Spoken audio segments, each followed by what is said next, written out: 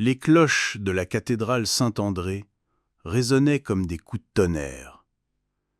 Le matin de ce mariage, Bordeaux retenait son souffle. Au milieu de l'encens, des dentelles et des regards avides, une coupe de vin rouge attendait sur l'autel. Mais ce n'était pas un vin de fête. Une odeur subtile d'amande amère s'en échappait déjà, invisible pour les invités, invisible pour la mariée. Une coupe de noces transformée en piège. Avant de continuer cette histoire, abonnez-vous à notre chaîne et dites en commentaire de quelle ville vous nous écoutez. Votre soutien nous permet de résurrecter ces histoires oubliées, là où vérité et horreur se mêlent. Armand de Lestan leva les yeux vers la nef voûtée. La lumière filtrait par les vitraux, découpant ses traits en fragments de rubis et de saphir. Tout en lui respirait la réussite, l'élégance d'un habit taillé chez un maître du faubourg Saint-Honoré, le port altier d'un homme sûr de son avenir. Mais derrière ce masque se cachait une urgence fiévreuse, ses dettes gonflées comme une mer prête à engloutir son nom. Ce mariage était son salut, et cette coupe, son arme. Claire de Montagne, 19 ans, avançait vers lui, la robe de soie crissant sur les dalles froides. Ses joues portaient encore la rosée du matin, et ses yeux, d'un gris clair, brillaient de cette naïveté qu'on n'ose pas briser. Héritière unique d'une maison de négoce de vin respectée, elle portait dans ses mains fines l'avenir d'un empire de barriques et de millésimes. Armand la regarda comme on regarde une clé d'or, avec une tendresse feinte, mais une avidité réelle. La foule chuchotait. Notables des Chartrons, magistrats, négociants en velours sombre, dames parfumées à la violette.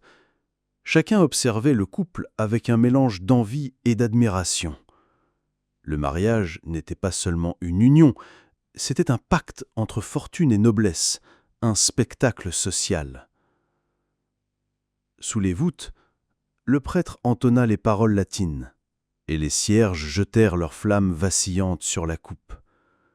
À quelques pas de là, dissimulée derrière le rideau lourd de la sacristie, une silhouette féminine observait. Victoire, lingère de la maison Montagne, tenait son chapelet fissuré entre ses doigts tremblants.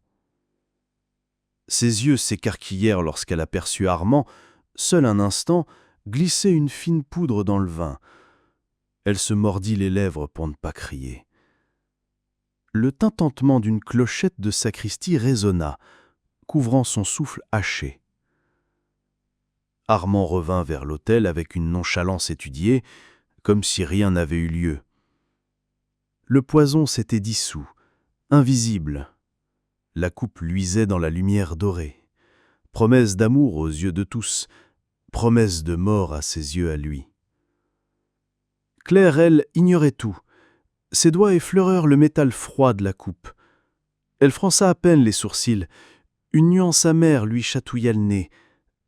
Elle murmura « Étrange parfum !»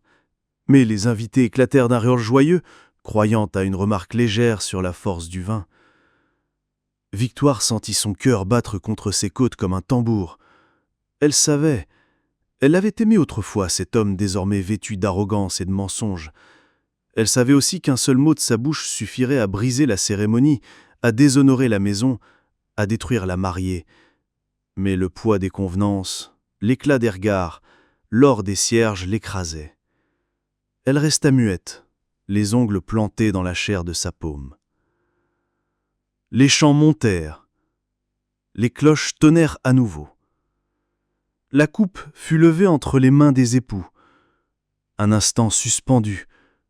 Le silence se fit, lourd, solennel. La nappe entière retint son souffle. La coupe s'approchait des lèvres de Claire. Armand avait l'air d'un homme comblé, mais derrière son sourire sculpté se cachait une vérité crue. Il n'était pas l'héritier d'un nom florissant, mais l'héritier d'un gouffre. Depuis des mois, les créanciers s'étaient enchaînés à lui comme des chiens affamés. Dans son bureau de la rue Sainte-Catherine, les billets à ordre s'empilaient, chacun marqué d'une signature tremblée. Le plus récent portait la menace la plus claire. « Ce soir, où je parle ». L'usurier qui avait écrit ces mots n'était pas un homme de théâtre. C'était un marchand discret, solide, qui prêtait contre caution de terre ou de titre et qui, lorsqu'on ne payait pas, savait rappeler la dette avec des méthodes plus physiques. Armand connaissait ces méthodes. Il avait vu un de ses camarades de jeu, le vicomte de Rion, traîner hors d'un bal, sa chemise tachée, non pas de vin, mais de sang. Pourtant, Armand n'avait pas cessé de jouer. Cartes, chevaux, fêtes, maîtresses, chaque dette recouverte en appelait une autre, plus lourde, jusqu'à ce qu'il ne reste plus rien à vendre, sinon son nom. Et même son nom, il l'avait presque dilapidé. Alors, le mariage avec Claire s'était imposé comme une planche de salut. Elle n'était pas seulement belle, elle était riche d'un patrimoine liquide. Cave pleine de millésimes, registres précis, contrats avec des maisons de Londres et de Hambourg. Son père, mort depuis 2 ans, avait bâti un empire sur le vin de Bordeaux. Sa mère, veuve rigide et respectée, veillait encore sur l'entreprise avec l'œil d'un faucon. Mais tous savaient que l'avenir reposait sur Claire. Le contrat de mariage signé quelques jours plus tôt en témoignait. La dot incluait des parts substantielles dans les entrepôts des Chartrons, ainsi que plusieurs parcelles au Médoc. Pour Armand, cela signifiait qu'en devenant époux, il deviendrait co-gérant et, à terme, maître du négoce. Mais à terme ne suffisait pas. Ses créanciers n'attendraient pas des années. Il avait feuilleté les registres une nuit, à la lueur d'une bougie. Chaque ligne, chaque millésime était une promesse d'or. Château-Montagne 1827, Château-Montagne 1832. Les barriques dormaient, mais elles représentaient des sommes capables de racheter ses dettes et de restaurer son nom. Encore fallait-il qu'elles survivent aux échéances. C'est alors qu'était née l'idée, froide, simple, implacable, un mariage abrégé, une veuve à peine mariée, un époux éploré, et tout l'héritage concentré dans ses mains. Le poison était moins risqué que la lame, moins bruyant que la corde. Dans une coupe de vin, quelques gouttes suffiraient à changer de destin. Le matin même, en ajustant son gilet, Armand avait glissé dans sa poche intérieure le billet de l'usurier. Les mots résonnaient encore. « Ce soir, où je parle ». Il s'était regardé dans le miroir terni de son cabinet, un visage jeune, presque trop lisse, qui ne laissait pas deviner les ombres derrière les yeux. « Ce soir, avait-il murmuré, je parlerai moi aussi, mais pas avec des mots. » Au dehors, Bordeaux s'éveillait sous un ciel bas. Les cloches sonnaient. Les voitures s'alignaient devant la cathédrale. Les dames faisaient bruire leurs soies, les hommes leurs bottes cirées. À l'intérieur, la mariée attendait, innocente. Armand inspira profondément, remit en place sa cravate blanche et marcha vers son avenir comme on marche vers l'échafaud, avec un calme étudié, une certitude glaciale et l'arme invisible déjà prête dans sa poche. Le poison n'avait pas été acheté à Bordeaux, où chaque apothicaire connaissait trop bien les familles de la ville. Armand avait pris soin de s'éloigner jusqu'au quai des Chartrons, où une petite officine se cachait entre un marchand de cordages et une boutique de chandelles. L'enseigne, à demi effacée, portait un mortier peint au-dessus d'une porte étroite. À l'intérieur, l'air sentait l'orge rance et les herbes séchées. Des bocaux s'alignaient sur les étagères, racines torsadées, poudres colorées, fioles opaques. L'apothicaire, un homme maigre aux doigts tachés d'encre et d'onguent, leva à peine les yeux. « Que désirez-vous, monsieur » demanda-t-il d'une voix neutre. Armand posa une pièce d'or sur le comptoir. « Quelque chose pour les rats, vous savez, ceux qui infestent les caves. » Le regard de l'apothicaire glissa vers la pièce, puis vers le visage trop élégant pour un simple maître de chais. Il ne posa pas de questions. Il tira un petit flacon de verre vert, scellé d'une cire rouge. À l'intérieur, une poudre grisâtre collait aux parois. Discret. Rapide, si la dose est assez forte. Dans un liquide sucré, on ne sent presque rien. Mais attention, même une trace trop visible peut éveiller des soupçons. Armand hocha la tête, feignant l'indifférence. « Combien » ? 10 francs. Et la discrétion. La pièce changea de main et le flacon glissa dans la poche d'Armand comme une pierre tombale. En sortant, il respira l'air du fleuve, lourd d'algues et de charbon. Le poison semblait déjà brûler contre sa poitrine. Le soir suivant, dans son cabinet, il ouvrit le flacon. Une subtile odeur s'en échappa, rappelant l'amande amère. Il effleura du bout des doigts la poudre, granuleuse, presque soyeuse. Sur un coin de sa table, il versa quelques grains dans un verre de vin liquoreux. La poudre disparut, avalée par le sucre et la robe dorée du liquide. Il porta le verre à ses livres, mais ne but pas. Une seule gorgée aurait pu l'envoyer rejoindre ses ancêtres. Armand observa le vin contre la lumière. On n'y voyait rien, rien qu'un reflet d'or, un éclat innocent. Il sourit. Il avait appris ce matin même que le rituel du mariage inclurait une coupe partagée, bénie par le prêtre et levée devant l'assemblée. Une seule gorgée de clair suffirait. Et lui, il porterait la coupe à ses livres, mais ne boirait pas. Un mouvement subtil, une illusion parfaitement calculée. Le poison n'était pas une arme de colère, c'était une arme de patience. Invisible, silencieux, comme une dette qui s'accumule jusqu'à briser son débiteur. Armand ne ressentait ni remords ni peur, seulement une tension froide, presque un relâchement. Dans sa chambre, il scella de nouveau le flacon, le glissa dans une doublure cousue spécialement pour son habit de noces. Il répéta le geste devant le miroir, lever la coupe, sourire, effleurer à peine le vin, attendre que Claire boive. Ses lèvres traçaient déjà les mots du veuf éploré qu'il jouerait le soir même. Dehors, la pluie de Bordeaux battait les volets, le fleuve charriant des barriques descendait vers l'Atlantique. Dans cette ville de vin et de fortune, personne n'entendit le frisson qui traversa la maison de Montaigne. La nuit s'acheva, le jour du mariage allait commencer, et le poison attendait son heure, dans une poche de soie. La sacristie sentait l'encens froid et la pierre humide. Entre les chasubles suspendus et les chandeliers rangés, la coupe du mariage avait été déposée sur une petite table de chêne, recouverte d'un linge blanc. L'or de son pied brillait sous la lueur tremblée d'une bougie. Armand entra seul, prétextant un instant de recueillement avant la cérémonie. Ses doigts gantés glissèrent dans la doublure de son habit, retrouvèrent le petit flacon scellé. Le silence était lourd, seulement brisé par le craquement du bois et le lointain murmure des chants préparatoires. Il déboucha le flacon d'un geste sûr. La poudre grisâtre glissa dans le vin, se mêlant à la robe rouge sombre avec une facilité effrayante. Une odeur fugace d'amande amère flotta, puis disparut aussitôt, absorbée par l'épaisseur du liquide. Armand remua doucement la coupe comme on flatte un animal docile. Tout paraissait intact. Mais dans son empressement, il s'entailla le doigt sur l'arête du flacon.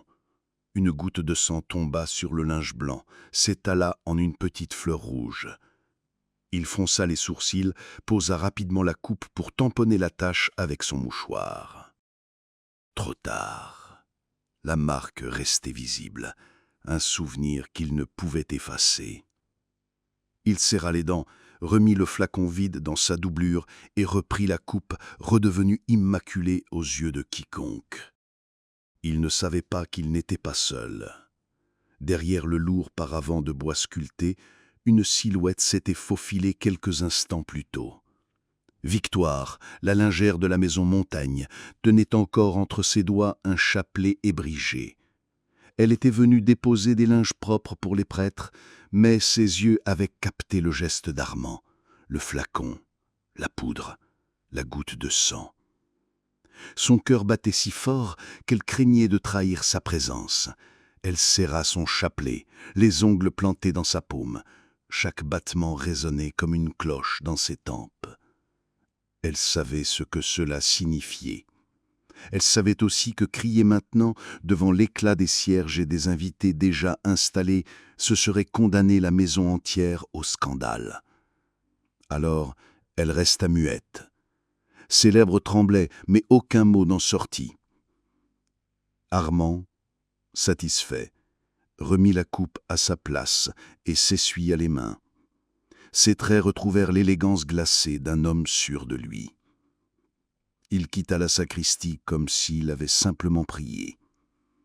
Victoire sortit quelques secondes plus tard, son chapelet enfoncé dans sa paume au point d'y laisser des marques sanglantes. Elle savait, et ce savoir la brûlait déjà. Au même moment, les cloches sonnèrent. La nef entière se leva. Claire, parée de soie blanche et de perles, s'avança, le visage pâle sous le voile. La coupe bénie allait bientôt toucher ses lèvres. La nef de la cathédrale Saint-André baignait dans une lumière dorée. Les vitraux projetaient sur les dalles des éclats rouges et bleus, comme des taches de sang et de ciel mêlés. L'assemblée, figée, retenait son souffle. Le prêtre venait de bénir la coupe et l'avait déposée entre les mains des mariés. Claire leva les yeux vers Armand. Ses paupières tremblaient, mais son sourire restait doux, docile. Elle approcha la coupe, ses doigts si fins qu'on craignait qu'ils ne se brisent. Elle hésita une seconde, fronça imperceptiblement le nez. « Étrange parfum !» murmura-t-elle, à peine audible.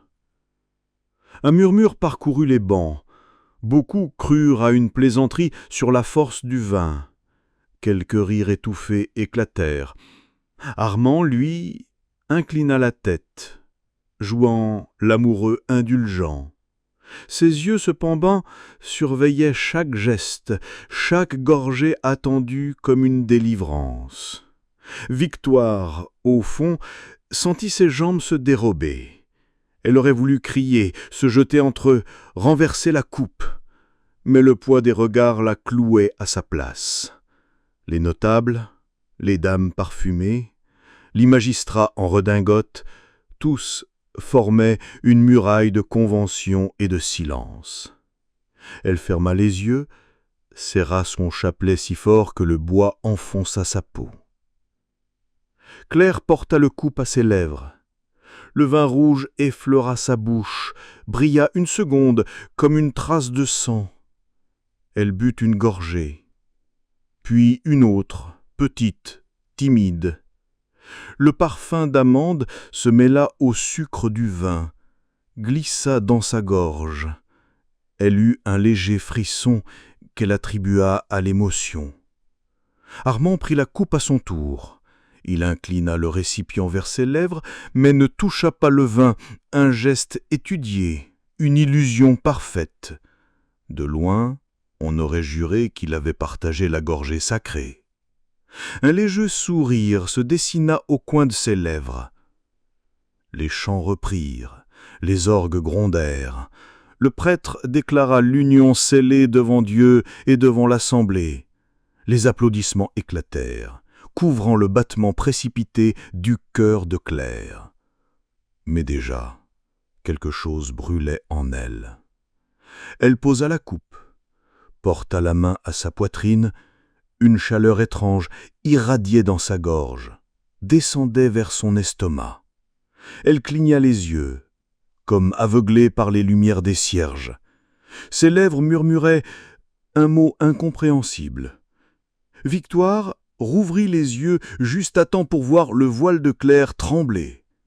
Ses doigts lâchèrent le chapelet qui tomba sur les dalles avec un bruit sec. Armand, lui, se tenait droit, la main sur celle de son épouse, le regard rivé sur ses traits déjà pâlissants. L'instant qu'il attendait venait de s'accomplir, et toute la nef, sans le savoir, venait de plonger dans un silence qui précède la tempête. Le premier cri ne vint pas de Claire, mais d'une des dames assises au premier rang. La mariée venait de se raidir brusquement, ses épaules tressaillant, comme si un fil invisible la secouait. La coupe roula au sol, éblouissant la nappe de l'autel d'un rouge sombre qui ressemblait trop à du sang. Claire porta les mains à sa gorge, ses lèvres s'ouvrirent sur un souffle rauque, puis vinrent les convulsions. Son corps fragile se cambra, sa robe de soie craqua sous la tension. Les convives se levèrent d'un bond, un murmure de panique traversa la nef. « De l'air! Donnez-lui de l'air !» cria un vieil oncle. Armand se pencha aussitôt, serrant sa femme contre lui. Ses mains tremblaient, mais pas de peur, d'un calcul froid qu'il devait masquer par des tarmes feintes. « Claire, mon amour !» répéta-t-il d'une voix désespérée. Ses yeux cependant restaient secs. Un médecin de la famille, le docteur Virlade, accourut. Petit homme à lunettes épaisses. Il écarta les spectateurs d'un geste. Crise nerveuse, sans doute. Trop d'émotion. Il souleva les paupières de Claire, observa les spasmes de sa bouche, d'où s'échappait une mousse blanchâtre. Sa main tremblait, peut-être un malaise gastrique, mais son ton trahissait l'inquiétude. La mère Montaigne surgit à son tour, imposante dans sa robe noire. Ses yeux fixaient sa fille agonisante, mais son visage demeurait figé, presque impassible. « Pas un mot de plus !» ordonna-t-elle au médecin. « Pas ici, pas devant tous. » Elle tourna vers l'assemblée un visage d'acier. « La cérémonie est terminée. Rentrez chez vous, la famille veillera. » L'ordre, net, claqua comme une gifle. Les invités, hésitants, se dispersèrent peu à peu, murmurant des prières ou des suppositions. Certains parlaient de mauvais esprits, d'autres d'un fainting ordinaire. Personne n'osait dire le mot « poison ». Au sol, Victoire avait ramassé son chapelet. Ses mains tremblaient. Ses yeux étaient fixés sur la robe tachée de vin et de mousse. Elle savait, mais elle resta muette. Ses lèvres ne laissèrent échapper qu'un prieux muette. « Seigneur, pardonne-moi. » Armand, penché sur Claire, murmurait des mots d'amour qu'il n'avait jamais crus. Il essuyait sa bouche écumante, posait sa tête contre son épaule. Aux yeux de tous, il était le mari brisé par une tragédie incompréhensible. Mais derrière ce masque, une pensée froide lui traversa l'esprit. C'est fait. Et pourtant, au fond de la nef, une ombre restait immobile, un témoin silencieux, un regard qui n'oublierait rien. La maison des Montaigne, au Chartron, avait été plongée dans un silence de marbre. Dans le grand salon, aux rideaux tirés, le corps de Claire reposait, allongé sur un lit funèbre improvisé. Les bougies, disposées autour de son visage, éclairaient sa peau livide, ses lèvres encore marquées par la mousse blanche. Les domestiques, pétrifiés, passaient à pas feutrés, comme si un seul bruit pouvait déclencher la foudre. La mère Montaigne se tenait droite, les mains jointes sur son chapelet, les yeux rivés sur le visage de sa fille. Rien en elle ne trahissait la douleur, seulement une colère froide, tournée vers le monde entier, mais pas encore vers Armand. Le commissaire Delmas, un homme aux moustaches luisantes et au ventre lourd, entra brièvement, son chapeau à la main. Il observa la scène, s'éclaircit la gorge. Un accident, un malaise, sans doute. Je n'ai pas à troubler davantage votre deuil, madame. La veuve Montaigne leva lentement les yeux vers lui. C'est bien ce que vous écrirez dans votre rapport. Ce n'était pas une question. Delmas s'inclina, remit son chapeau et repartit aussitôt. L'or des notables avait parlé avant même qu'ils franchissent la porte. Armand, vêtu de noir, jouait son rôle à la perfection. Il restait assis près du lit, la tête baissée, l'air brisé. Ses mains touchaient parfois la dentelle de la robe funéraire, mais ses pensées étaient ailleurs. Chaque minute gagnée sans accusation rapprochait son plan de la réussite. Mais Victoire, elle, ne dormait plus. Elle avait vu. Elle avait gardé le silence dans la nef, paralysée par la peur du scandale. Mais maintenant, dans les couloirs obscurs de la maison, le poids de ce secret l'écrasait. Une nuit, incapable de supporter ce silence, elle glissa un billet sous la porte du presbytère. Le vin n'était pas pur, quelqu'un l'a changé dans la sacristie. Ses lettres étaient tremblées, mais son message clair. Elle ne signa pas. Le lendemain, Armand la croisa dans l'escalier de service. Ses yeux clairs la fixèrent comme des lames. Il s'approcha, trop près, sa voix basse. « Je sais que tu étais là, je sais ce que tu penses avoir vu. » Victoire recula, le dos contre la rampe. « Je ne dirai rien. » Armand posa une main sur le bois, la bloquant. « Tu crois que le silence te sauvera? Un mot et tu perds tout. Ta place ici, ta vie à Bordeaux. Tu sais ce qui arrive aux filles qui parlent trop. » Sa voix était douce, presque caressante, mais ses yeux brillaient d'une menace glaciale. Victoire sentit ses jambes trembler. Elle serra son chapelet dans sa main comme une arme dérisoire. Puis, d'un geste brusque, elle glissa sous son bras et s'enfuit, le cœur battant, les pas précipités, résonnant dans l'escalier. Elle ne s'arrêta qu'au seuil des chais. Là, parmi les odeurs de lit et de bois humide, elle reprit son souffle. Elle connaissait ces lieux mieux que quiconque, chaque clé, chaque recoin, chaque inscription à la craie sur les barriques. Elle savait aussi que, au fond de ces caves, des secrets pouvaient dormir des années sans jamais être réveillés. Et tandis que la pluie frappait les pavés au-dessus d'elle, Victoire comprit que le destin d'Armand ne se jouerait pas seulement dans les salons illuminés, mais dans l'ombre des barriques. La pluie de Bordeaux s'écrasait en rideaux sombres sur les pavés, rendant l'air lourd d'odeurs de terre et de vin. Dans les chais des montagnes, les barriques s'alignaient comme des sentinelles endormies. L'humidité perlait sur les murs, les inscriptions à la craie luisaient faiblement dans la lueur des lanternes. 1832, 1835, clair, réserve. Des millésimes qui valaient des fortunes, couchés dans l'ombre comme des trésors gardés par la pierre. C'est ici que la mère Montagne avait convoqué Armand, officiellement pour régler quelques papiers, disait-elle d'une voix sèche. En vérité, elle l'attirait dans l'antre de son propre piège. Ses pas claquaient dur sur les dalles, sa silhouette drapée de noir se découpait dans la lumière vacillante. Armand, derrière elle, tâchait de conserver son aplomb. Ses bottes luisaient, mais ses paumes moites. Chaque barrique qu'il dépassait semblait le juger. Chaque goutte d'eau résonnait dans sa tête comme un glas. Pourtant, il se forçait à sourire, à parler de succession, de gestion, de l'avenir du négoce. La veuve ne répondit pas. Elle s'arrêta devant une grande table couverte de registres. Le cuir des livres exhalait une odeur âcre. Elle en ouvrit un, lentement, et le poussa vers lui. Les pages révélaient des comptes truqués, des billets signés de la main d'Armand, des sommes disparues. Chaque ligne était une corde prête à l'entrangler. « Vous croyez que je ne sais pas ?» dit-elle, sa voix basse résonnant dans la cave. « Les dettes, les jeux, les menaces qui pèsent sur vous. Vous avez voulu acheter notre nom avec le sang de ma fille. » Armand sentit son masque se fissurer. Il ouvrit la bouche pour protester, mais aucun son n'en sortit. Ses yeux tombèrent sur les registres. Il y vit aussi le billet de l'usurier, celui qu'il croyait avoir brûlé. Son cœur battit plus vite. On avait fouillé son cabinet. On l'avait dénudé. Dans l'ombre, une seconde figure apparut, Victoire. Sa robe simple, son chapelet au poignet, ses yeux fixés sur lui comme des lames.